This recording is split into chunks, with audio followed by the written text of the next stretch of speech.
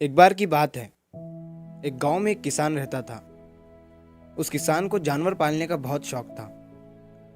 उसके पास पहले से ही बहुत सारी भैंसें थी जिनका दूध बेचकर वो अपना घर चलाया करता था। तो एक दिन उस किसान ने एक खरगोश और एक बंदर को भी अपने घर में पाल लिया। अब काफी दिन गुजरने के बाद उस किसान ने उस खरगोश और बंदर के साथ खेलने का सोचा।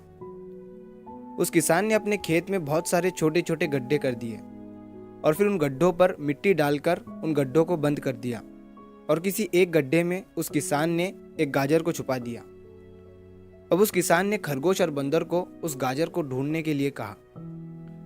खरगोश बहुत ही कॉन्फिडेंट था और उसे अपने आप पर बहुत विश्वास था।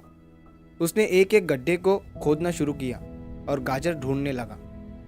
लेकिन बंदर जो था वो बहुत ही नेगेटिव और आलसी था। उसने सोचा कि खेत में इतने सारे गड्ढे हैं और वो गाजर किसी एक गड्ढे में है, इतना कौन ढूंढेगा। वो बंदर ये सोचकर एक गड्ढे के ऊपर जाकर सो गया। अब उधर खरगोश अपनी पूरी मेहनत से गाजर ढूंढ रहा था। एक एक करके खरगोश ने सारे गड्ढे देख लिए, लेकिन उसे किसी भी गड्ढे में गाजर नहीं मिली। सिर्फ एक गड्ढा बाकी रह गया था जिसके ऊपर बंदर सो रहा था। अब खरगोश बंदर के पास जाता है और उसे उस गड्ढे पर से उठने के लिए कहता है। जैसे ही बंदर उस गड्ढे पर से उठता है, खरगोश गड्ढा खोद कर गाजर बाहर निकाल लेता है और अपने मालिक को ले जाकर दे देता है। बंदर ये देखकर हैरान हो जाता है कि जिस गड्ढे के ऊपर वो इतनी देर से सो रहा था, गाजर उसी के अंदर थी। वो सिर्फ एक बार खोद कर देख लेता तो गाजर उसे मिल जाती और वो मालिक की नज़रों में बड़ा बन जाता। यही सोचकर वो अपने किए पर पछता रहा था। दोस्तों, इस कहानी से हमें 3 बहुत बड़ी सीखें मिलती है। पहली ये है कि हमें कभी भी अपने काम के प्रति नेगेटिव नहीं सोचना चाहिए। जैसे उस बंदर ने सोचा कि इतने सारे गड्ढे हैं और गाजर किस गड्ढे में है पता नहीं। यही सोचकर उसने उस काम को अपने लिए बड़ा बना दिया।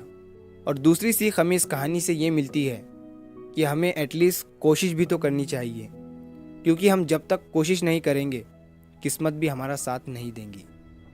अगर वो बंदर जिस गड्ढे पर सोया हुआ था वहां से ही गाजर को ढूंढना शुरू करता तो उसे गाजर मिल जाती, लेकिन उसने कोशिश ही नहीं किया।